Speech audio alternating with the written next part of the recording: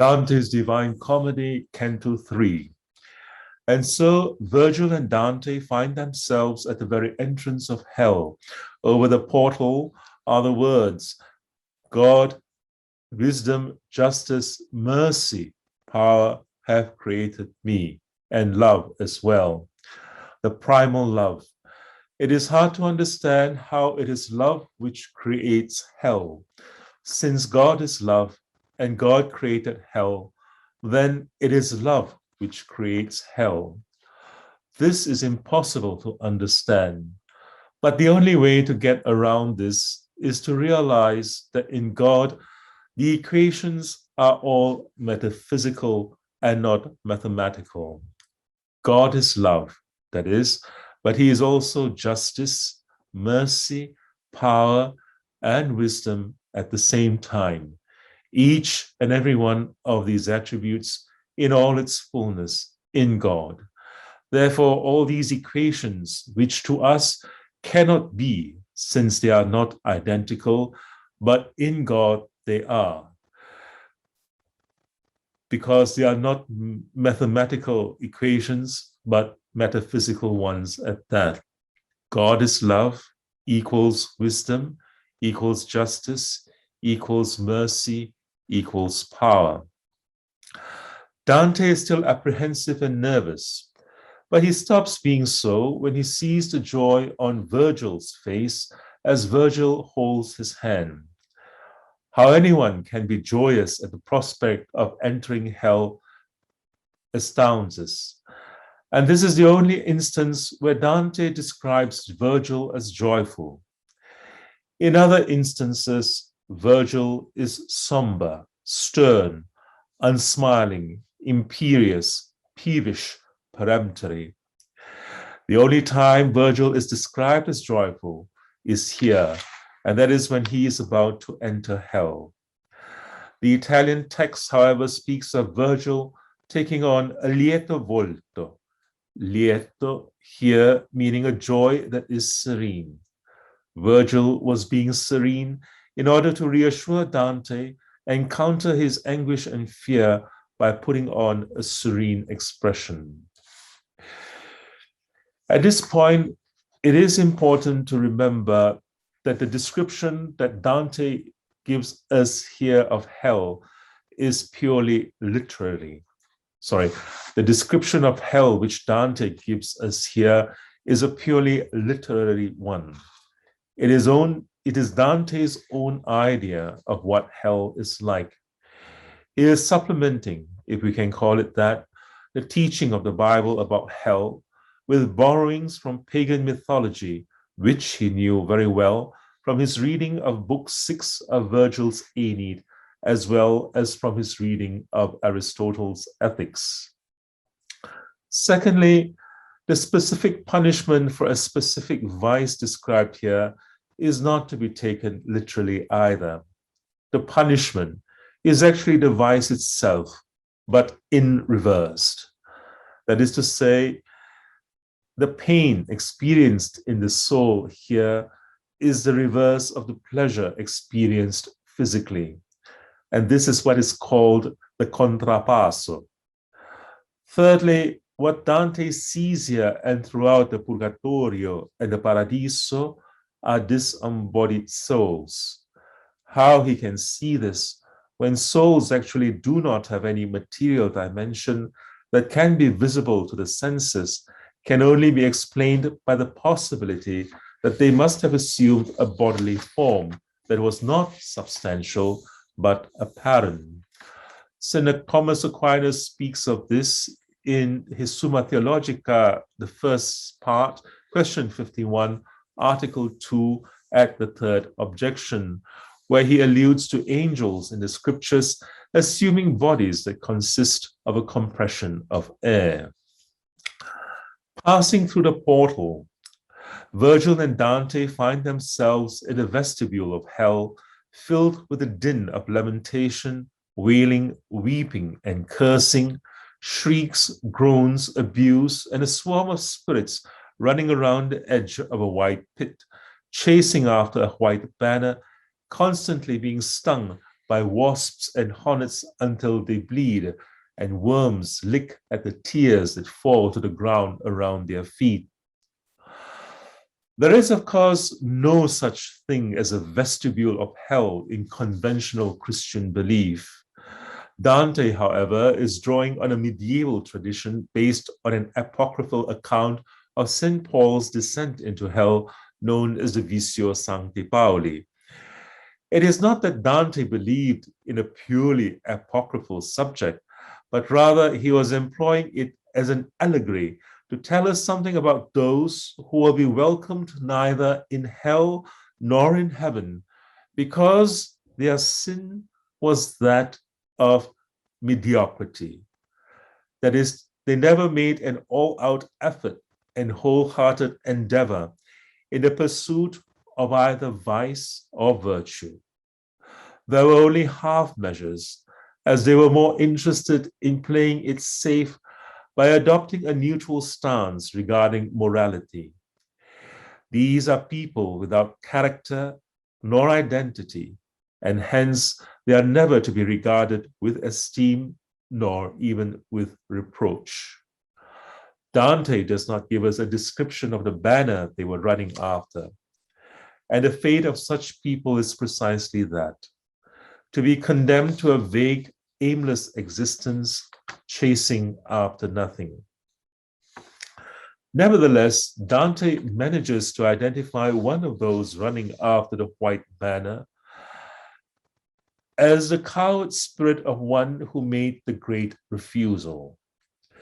Commentators say that this is a reference to Pope Celestine V, and this poses a problem, since Celestine died in 1294 and was canonized a saint in 1313, at which time Dante had barely begun the composition of this segment of his poem. The mention of Celestine in this context of the souls in the vestibule of hell is one instance of Dante being contrarian to public opinion. That is, even though Celestine was regarded as a saint, Dante, however, still held him responsible for all the evils that followed upon his abdication in 1293, the greatest of which was his successor, Boniface VIII, who was in some way responsible for Dante being exiled from Florence for life. Then Dante and Virgil pass on to the shores of a river called Acheron, which appropriately means cheerless. Dante composed this passage and others in this segment of the poem, imitating Virgil's account of hell in Book 6 of the Aeneid, where Virgil mentions Acheron and the boatman Charon, who ferries souls from the shore to the region of hell destined for them.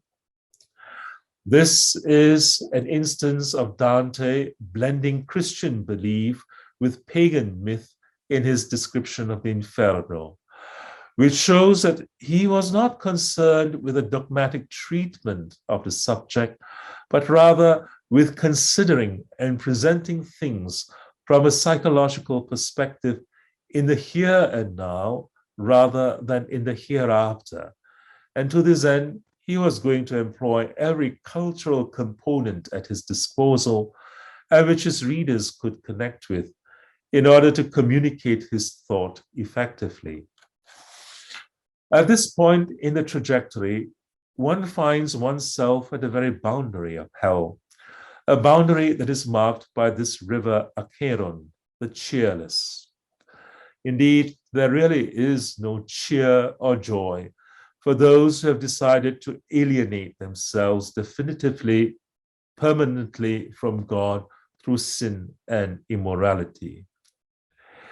Before they entered, Virgil had already described the inhabitants of hell as those who have lost the good of intellect.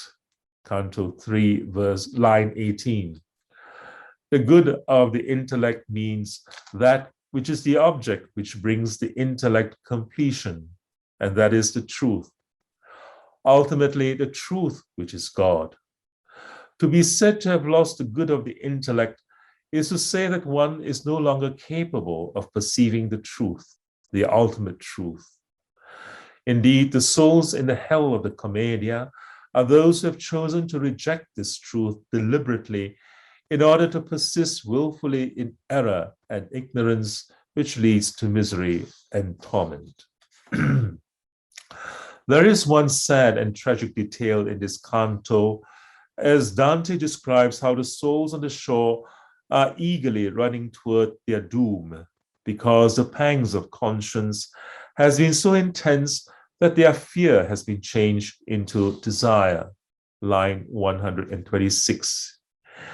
In life, there are those who succumb all too promptly to a tragic defeatism from which they do not ever seem to recover, as they renounce the will to improve, in fact, surrender themselves to inertia and stagnation, crossing the acheron of apathy and indifference to emptiness and unhappiness, driven by the despair, which in their case kills all desire to live fully, unlike the souls on the banks of the river wanting to plunge themselves into eternal torment.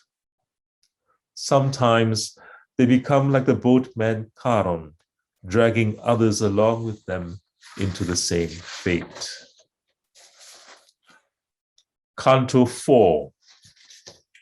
Dante and Virgil cross over the circle and enter into limbo, which is a place inhabited by the souls of those who lived a good life, but because they did not know Christ and were not baptized, could not enter paradise, but instead of suffering torment in hell, they are placed here where they experience no torment, but no joy either. Among them are those who made significant and substantial contributions to culture and civilization in knowledge, science, and literature. In 2005, the International Theological Commission at the Vatican came out with a statement that after much thorough and sincere research, they came to the conclusion that the medieval belief in the existence of limbo was the result of a theological construct by theologians who followed Augustine's line of reasoning that since pagans who led virtuous lives could not be damned, and at the same time, because they were not baptized, could not enter the kingdom of heaven, then logically there must be some middle state or place where they go after death, where they do not suffer, nor are they absolutely happy, but remain forever in a state of suspension. Like St. Augustine, these theologians identified this place as that limbo which had been occupied by the great men of the Old Testament until Christ came to deliver them and lead them to heaven after the crucifixion. Now that it had been vacated, theologians felt competent to colonize it with the souls of unbaptized infants and virtuous pagans. This decision of the International Theological Commission means that limbo is not a part of Christian revelation and was never prescribed as obligatory doctrine, but a theological opinion that gained much ground until recently. Declaring that limbo is a theological construct and therefore does not exist opened up the door to saying that there is a possibility of salvation for those who are not baptized and who do not know or believe in Christ, but who lived virtuous and upright lives. In fact, Pope Benedict XVI was about to make a statement based on the findings of the International Theological Commission, but he did not deem it the right time to do so and therefore refrained. However, the Second Vatican Council had already made statements concerning the possibility of salvation for non-Christians in two documents, Lumen Gentium, paragraph 16, and Gaudium et Spes, paragraph 22. Coming back to Dante, he was only following the current belief of his time on the subject of limbo. But his description of limbo is much more than a dogmatic statement. He writes as a pilgrim, a poet, but also as a Christian who believed in the value of Christianity as a complement to every human achievement, in the sense that Christianity can act as a corrective to every human achievement by purifying it of elements such as error and ignorance and falsehood, elements that can vitiate the worth of such achievements, and in doing so, add a touch of perfection and endurance to them. Dante is also thus implying that without Christianity, such achievements, no matter how significant, are at best transient and cannot measure up to the more important values and achievements that consist in Christian virtue and holiness. It is this, therefore, which throws light on Dante mentioning the great savants of every branch of human knowledge in limbo.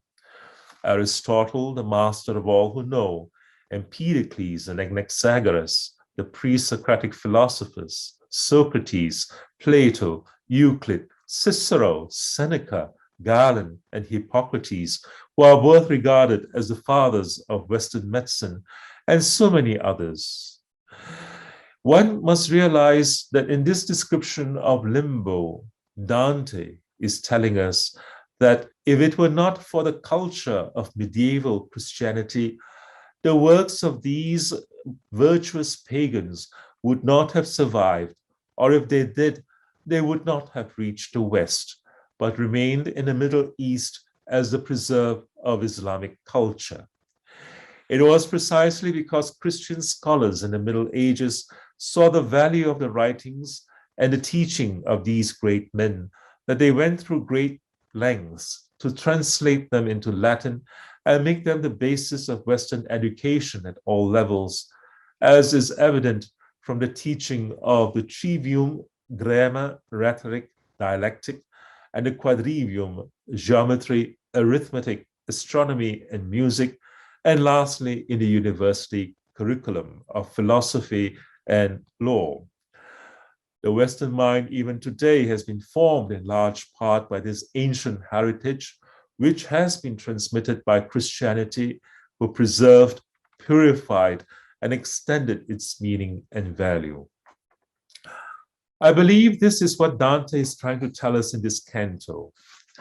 It is interesting to see the breadth of Dante's own theological perspective here. Among those whom he mentions in this circle is Saladin, whom Christians of his time had demonized because he had captured Jerusalem in 1187 for the Muslims, bringing an end to the Christian kingdom that had flourished there for less than 90 years. Dante, however, shows how different his perspective is. It is clear that he does not see in Saladin the enemy of Christendom, but a competent leader, valiant and wise and virtue and fair. Dante would have learned about all this from reports of how favorably Saladin behaved towards Christians, as when he personally ransomed the child of a Christian woman, returning it to her and providing her with a horse as well to enable her to return to the Crusaders' camp. This was not the only positive perspective on the Arabs here. Dante also mentions Avicenna and Averroes, both Arabs whose commentaries on the works of Aristotle had been embedded in every edition of Aristotle that arrived in Europe from the 12th century onwards. The commentaries by these two philosophers became the crucible that was to determine the understanding of Aristotle, that in turn was to influence Western thought at all levels: social, political, intellectual, economic, religious. In Dante's own time, however, the commentaries by these two Arab philosophers were held suspect and were even condemned because they provided a stepping stone to teaching and interpreting Aristotle in a way that contradicted Christian doctrine. For Dante, therefore, to place these two in this region of the Inferno is a measure of his cautious and judicious esteem for the value of their contribution to Western thought. It is also interesting to note how he describes the poets here coming to greet Virgil and himself. Each poet represents one genre of poetry. Homer representing epic, Horace satire, Ovid elegy, Lucan tragedy. Of course, Virgil himself summarizes all of them. But there is no one representing comedy. This is a deliberate device on the part of Dante, who firstly appears to lay claim to the title of being the most proficient in the genre of comedy, precisely because of the present work, the Commedia. And secondly, he wishes to rank himself in the same category of these great poets who were highly esteemed and still read and were popular in the Middle Ages.